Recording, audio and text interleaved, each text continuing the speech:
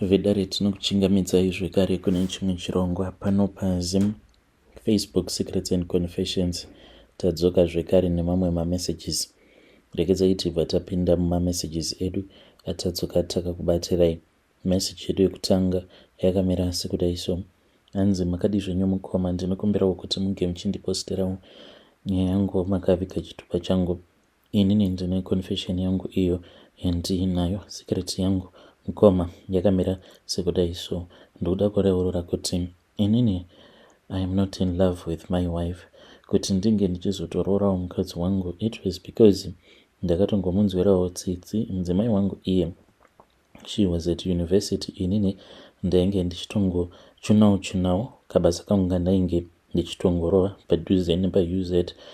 That was when I met her. Ndikabva ndatoona kutoti munhu uyu kana inini ndikazotomunyenga hakuna anokwanisa kumbomunyenga.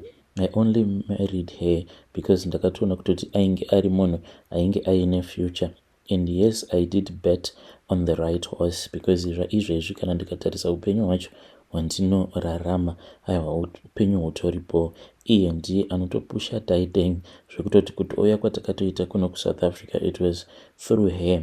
And kuti ndinge tichitowanawo mapepa emuno muSouth Africa, it was through her mukoma. Saka she's a woman who is dedicated to her family, a well-educated and a hard-working woman.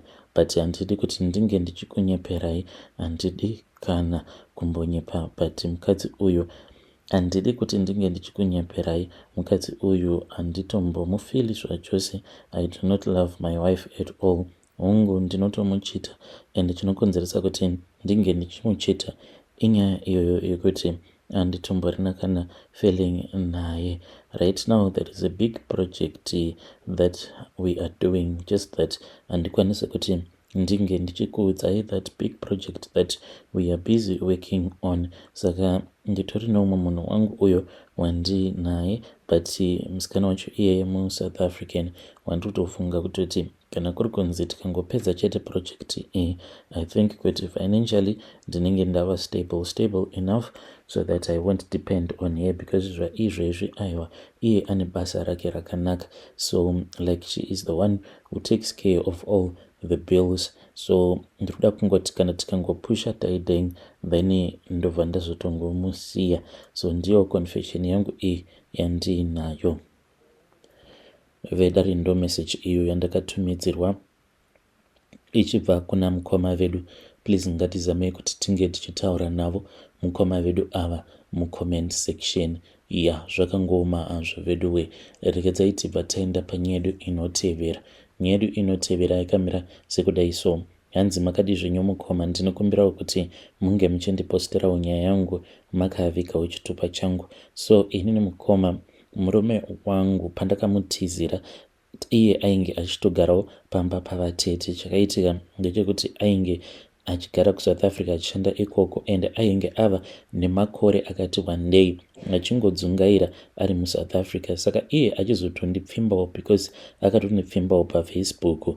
Ainge asingatozive kuti inini I was going to be his breakthrough, because ainge aine zvaainge akaitwa nehama dzake kuti ange achizongova munhu anorovera South Africa. Saka takabva tazosangana kuFacebook kuya, munhu ndokubva azondipfimba, ndikabva ndabvuma, tikabva tachizotanga manje kutaura kuWhatsApp.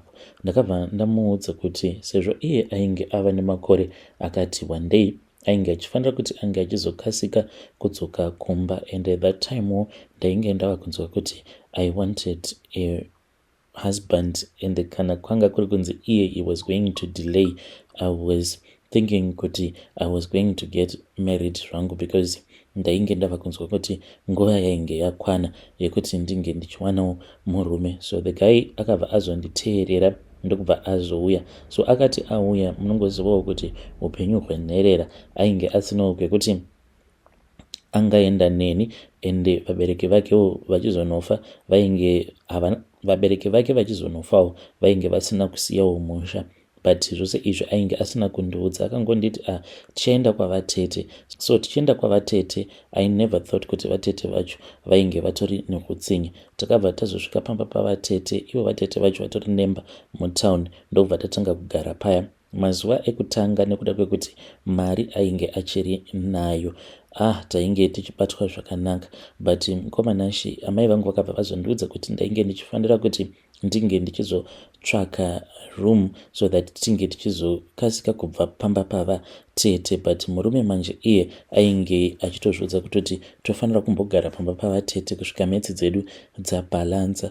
Mukoma ndakazoti one day ndakangonzwa voice rakanditi buda panze uone. So when I went outside, apa inini ndiri munhu wekuti ndinotya kubuda panze kana kuri kunzi kunenge kwasviba, but hamene kuti zvivindi zvacho ndakazviwana kupi. Ndakabva ndangobuda panze. Pandakabuda panze paya ndakabva ndazoona vatete ava vairakidza kuti vainge vasina chavainge vakapfeka, vainge vakangomonera zambia chete. Ndokubva ndavaona kuti vatete ava vairakidza kuti painge paine munhu, so I thought kuti vainge vaine munhu uyo vavainge vakamirira. To my surprise, mukoma, ndo pandakabva ndazoona chimwe chimhuka chandisingatombozivi kutoti chimhuka ichocho chainge chimbori chimhuka chainge chakaita sei, but chimhuka ichi chainge chiri black. Saka chimhuka ichi chikabva chafamba chikabva chauya avo pavainge vari vatete vaya. Chimhuka cheche chikabva chazoshanduka, chikabva chazouya, chikabva chazova kamwe kadhara. Vakabva vazotanga kutaura nekadhara kaya. Mukomana Shi, kadhara kaya ndakatokanzwa kachitoti ko iwe wakazomutendedza kuti ange achidzoka kunoku kuzimu, ko wakazvifambisa sei? Nekuti munhu uyu aifanira kuti ange achizoroverako ikoko kuSouth Africa, ko wakazvifambisa sei? Kamudhara kaya kakabva kanyangarika kachirakidza kuti kainge kakatotsamwa, but mukoma kakabva kazoti iko kainge kachida kuti vatete ava paya pandinenge ndazobatira pamuviri vange vachizondipa mushonga kuitira kuti pamuviri paya pandinenge ndakatakura pange pachizobva kachitoti ndikuda kuti iye muroora uyu kana kuri kunzi paya paanenge ava nepamuviri panofanira kubva, nekuti kuda kuti ndinge ndichizonwa ropa iroro, because ndanzwa nenyota. Wazvinzwa here? Ende vainge vatopiwa deadline vatete ava. Mukomana Shi, ndakabva ndamhanya ndichipinda mumba. Ivo havana kana kumbogara vazviona kuti ndainge ndavaona. So murume ndakabva ndazotaura naye. To my surprise, murume ndakati ndataura naye, iye he did not even believe me. Akatoti zvimwe kuda maybe ndainge ndichitongomunyepera, because ndainge ndava kungogara ndichimudza kuti ndainge ndichida kuti tinge tichitsvakawo kwedu kwekuti tinge tichigara. Ndakabva ndazobatira pamuviri paya. I avoided because ivo vatete ava vaiva nenguva dzekuti vaingondibikira chikafu, so vobva vanditi idya chikafu ichi. Inini ndaibva ndaramba, kana kuti dzimwe nguva vaikwanisa kunditaimira paya kana ndichidya, vobva vasimuka, vobva vaenda kukicheni, vobva vanondicherera mvura yekunwa, vobva vanditi inwa mvura iyi. Kuzosvika one day patainge tiri toga, mukoma, murume wangu ainge abuda achiti ari kumboenda kunongwavha. Saka takatongosara tiri tu navatete titori bhizi zvedu tichitoona mamovies. Vatete ndopa vakabva vazongosimuka, vakabva vauya vainge vaine drink, vakabva vanditi vainge vachida kuti ndinge ndichinwa drink riya. Ndakabva ndaramba. Ndakashamisika mukoma, because vatete ava vakabva vazouya padhuze neni, vakabva vanditi iwe ndati inwa drink. Ndikabva ndaramba mukoma. Vainge vakutoda kutoita zvokutondishandisira chesimba. Saka takati tichinetsana paya ndo pandakabva ndazorovera water glass riya ravainge vakabata kure uko rikabva radonha pasi ndokubva raputsika. Mukoma, vakabva vatanga kundirova. Vakandirova mukoma. Apa vachitondirova vainge vachitoti ndikuda kuti chinhumbu ichocho chawakatakura chinge chichibva. Lucky enough mukoma, vakati vachinondidonhedzera pasi, because ivo vainge vachida kuti kana ndadonha pasi vange vachiita zvekundikika mudumbu, because vainge vava kutoda kutoti vange vachindibvisa nhumbu iyoyo by force. Murumewo akati ndichingonodonhawo pasi achinopindawo mumba. Iye akazototi akatonzwa ruzha paainge achiri kugate. Mukomana Shi akabva ati nhai kotete muri kuiteiko mukadzi wangu? Vakanyara mukomana Shi, ndokubva vangosimuka paya vakabva vati imbwa dzevanhu ibvai pamba pangu. Ndokubva vaenda kubedroom kwavo. Pavakadzoka vakabva vatoti ndoda kuti munge muchibva pamba pangu. Apa kana mari at that time tainge tisisina, because murume wangu ainge akatengawo chikafu akatenga in bulk achiti sezvo tichambogarawo pano kwenguva yakati rebei then tichange tichizongoshandisawo chikafu ichi. So ivo vakabva vatidzinga. Murume wangu akabva ati vatete ina handinawo kwandinokwanisa kuenda sezvamunongoziva kuti ndimi hama yangu ndingaendawo kupi.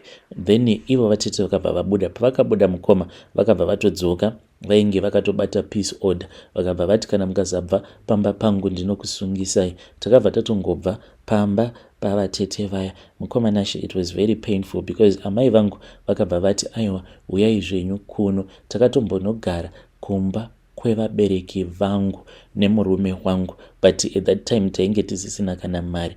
Murume wangu sezvo iye ari nherera ainge asinawo kwekuti aikwanisa kuenda neni, akazongomanikidzika kuti ange achidzoka kuSouth Africa, then neniwo ndikabva ndazomutevera. This was later on.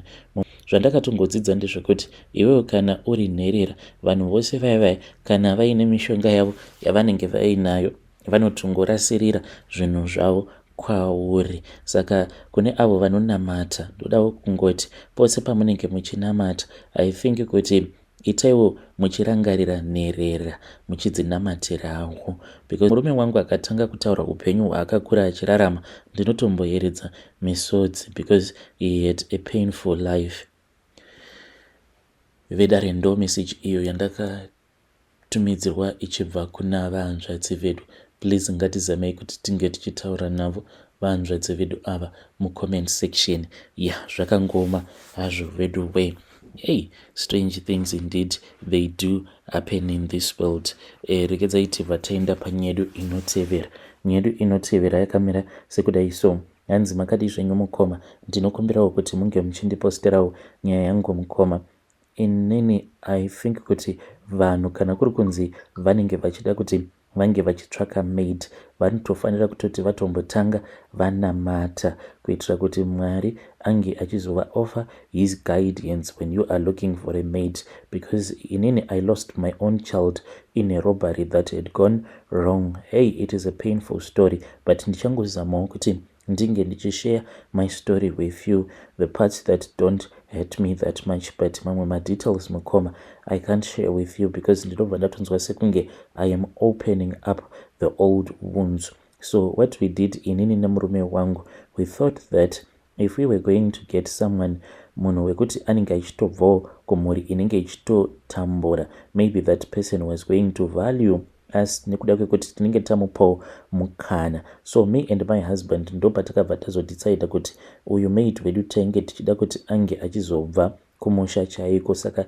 tainge takamboti which side, from my husband or from my side, ndokubva tazodecide kuti zvainge zviri nani kuti ange achizobva kumusha kwedu so that I can be able to get someone whom I can control. So ndakabva ndazotaura naamai vangu ndikabva ndazoenda kumusha. Already amai vangu vainge vatotaurawo neimwe family yainge ichitotambura, then tikabva tazopiwa mwana wavo. So mwana uyu, she was a school drop out.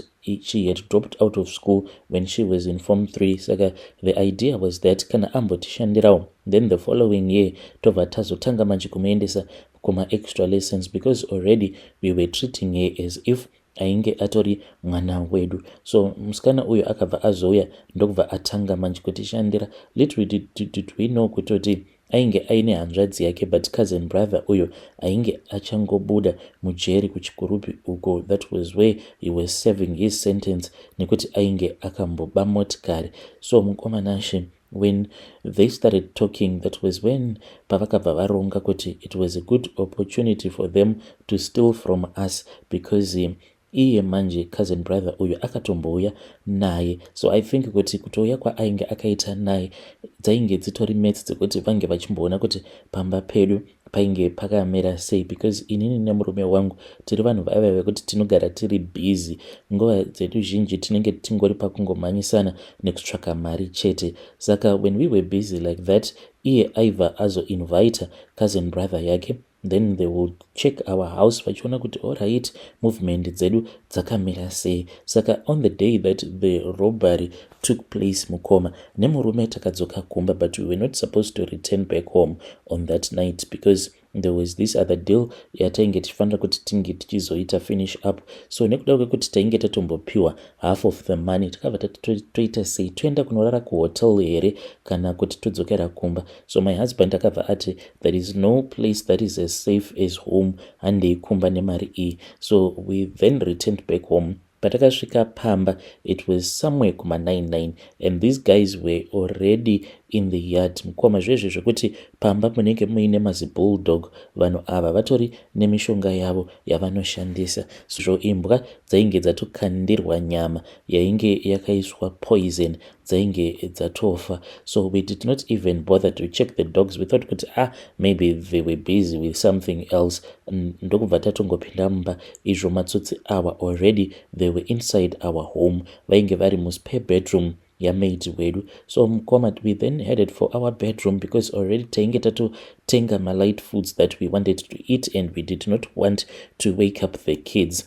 Mukoma, we went straight to our bedroom. Takati tichingonopinda machira, it was when we saw those guys getting into our bedroom. Apa umwe wacho ndiye ainge akabata kamwana kangu kamusikana, threatening kuti kana tikasavapa makey as safe they were going to stab my daughter. Saka murume wangu iye manje akabva azomuka paya achiita sekunge ainge achida kunovapa makey, then he then jumped on the guy, but vakati vachinetsana kudaro, then iye manje akabva azoda kubayiwa nemurume uya akabva anzvenga, but behind him was standing our daughter.